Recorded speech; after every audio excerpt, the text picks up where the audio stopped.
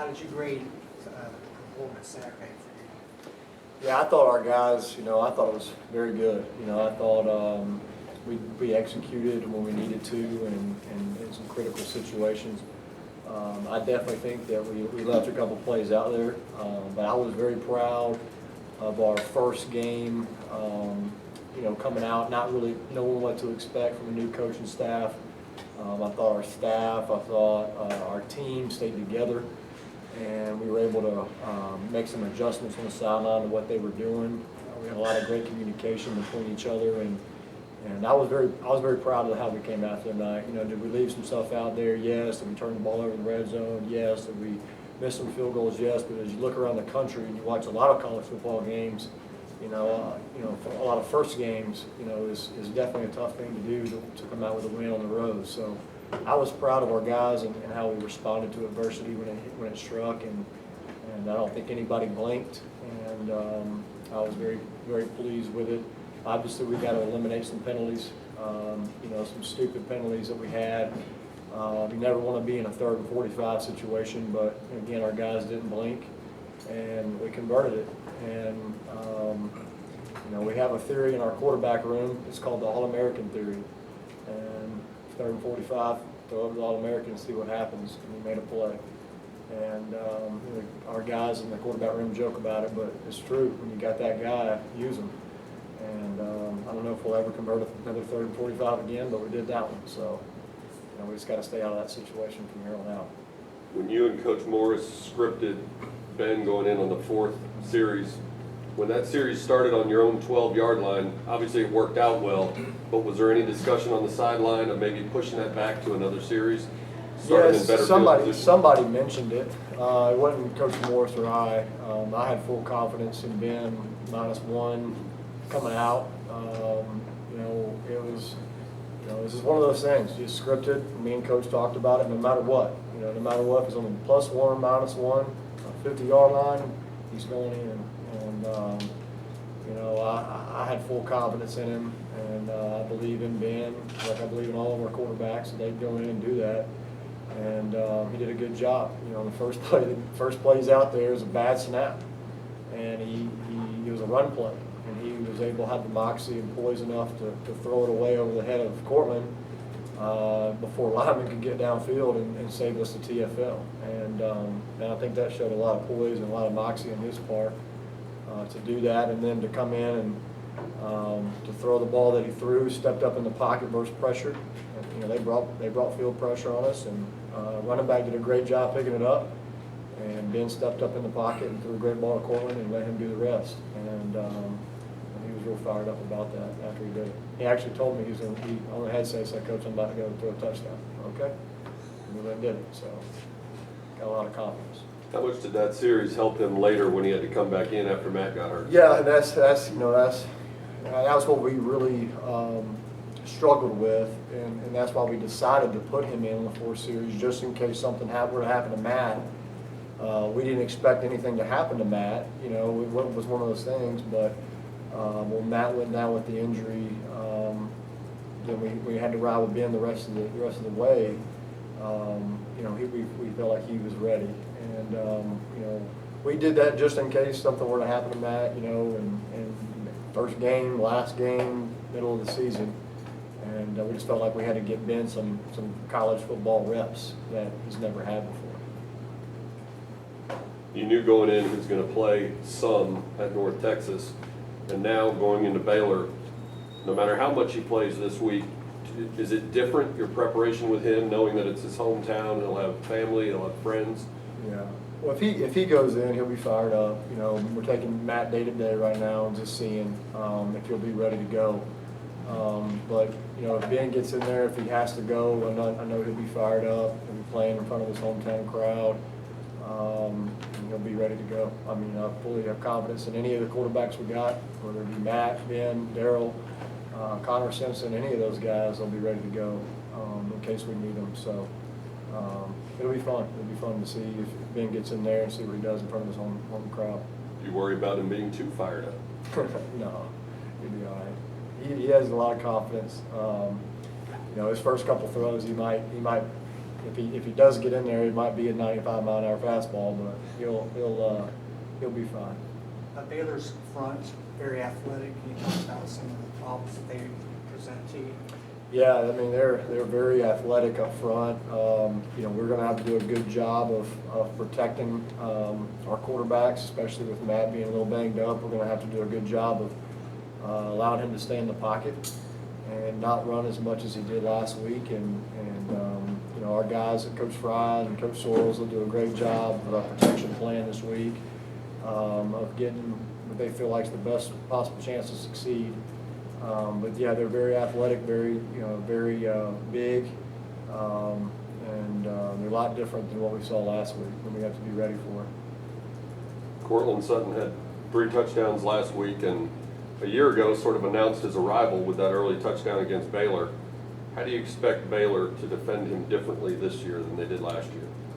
You know, again, like I said last week, you know, defensive coordinators, offensive coordinators, we do what we do schematically. I'm not gonna run the wishbone on Saturday, so I don't expect Coach Bennett to do anything different. Obviously, they'll be more aware of him this year because it was his coming out party last year. But I mean, when you look at the tape and you see the catches that he made, one touchdown catch, he went up and over the guy with one hand. That's literally the guy that's tackling him in the end zone. How that doesn't make SportsCenter top 10, I have no idea. It's one of the best catches I've ever seen. And you know, we've been around DeAndre Hopkins and Sammy Watkins and Martavis Bryant, all those guys. And that was a catch that DeAndre Hopkins, you know, makes, and he's an All-Pro. And how that's not on the SportsCenter top 10, I have no idea. But you know, he's definitely got a lot of confidence this year. I actually saw a video. I was just searching social media one time and saw a video on Odell Beckham in college and showed I sent that to him on social media, and the message said, "This needs to be you this year." And I think he took it personal. I think he took it like, "Okay, coach, I'm gonna be." And he showed me, you know, first game catching 3 touchdowns and 162 yards or however many it was on 4 catches is just, you know, is really good. But again, we can do better. We did leave some plays out there to get him the ball, get other spread it out. And I think this year, what other teams are going to have to face is, you know, we don't just have one guy. We got a whole slew of guys this year that can make plays to the field and to the boundary. We got weapons at tight end. We got weapons at receiver. We got weapons at running back that can catch the ball in the backfield. So it's kind of pick your poison. If you want to take him away, we got other guys this year that can make plays as well. Speaking of some of those other guys, what stood out good or less good their performance on Saturday? You know, we distributed the ball to a lot of different guys. A lot of guys touched the ball. That was what was encouraging. I know in the first half, only 2 guys had touched it from a receiver standpoint, receiving standpoint, I should say. But you know, in the second half, we were able to distribute it a little bit more. You saw some guys make some plays.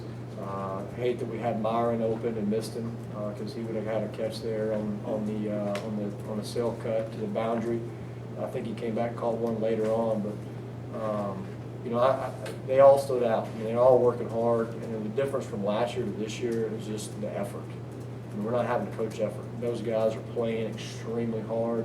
When they're not getting the ball, they're playing when they're getting the ball, and they're doing a really good job of that as well. Coach Morris talked about you recruited K'Mon Freeman.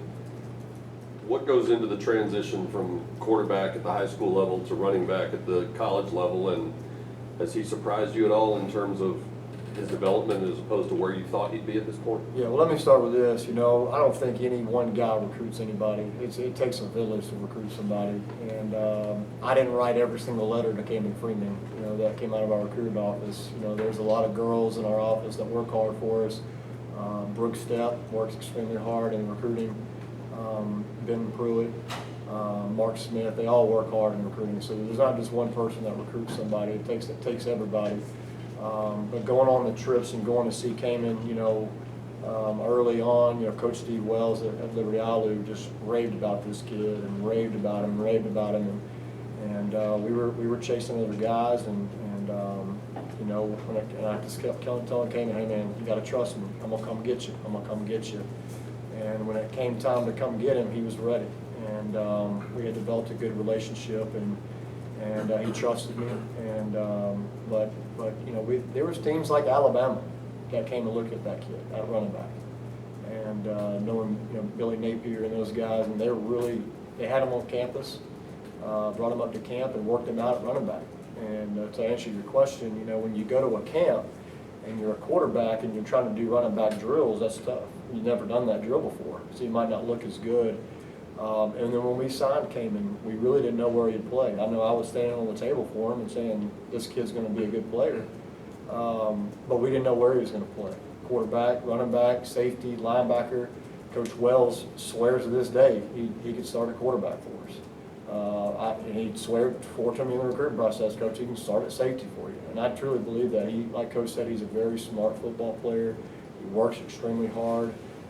He's very mature physically for his age. I mean, I was telling Brad a minute ago, when you just touch him on the trap, man, there's nothing but just solid rock. You know, he's just. I think he's got like 4% body fat of that. You know, it's unbelievable. But he's a kid that works hard. He's picked it up really quick, and I think he's going to have a great career here. I really do. Once he keeps developing at that running back position, or if we ask him to play more quarterback, and that's the thing you love about the kid. He's so coachable, and he'll do whatever you tell him to do. As a high school quarterback, is blocking the hardest part to pick up when he moves to running back? You know, that's a great question, because early in camp, he had to step up and pick up Jackson Mitchell on a blitz in the B gap. And nothing against Jackson. Jackson's a great linebacker for us. He does a great job. But Kamen, you know, and he got him pretty good. You know, you can go back and look at it. It was good. But we were just, all the coaches were like, whoa, that just happened. You know, this kid just started playing running back. So the moment's not too big for him either. I mean, he's just a football player. He's a guy that understands it, knows what he has to do to help the team, and team truly is first with him. You know, he could have very easily came here and been like, no, Coach, I came here to play quarterback, and he could have had a bad attitude about it. But, you know, I was worried about telling him, hey, man, we're moving you to running back. I was really worried about it. And he, okay, sounds good, Coach, whatever you need me to do. And that's what you love about it. You know, you plug and place, and he'll go to work for you.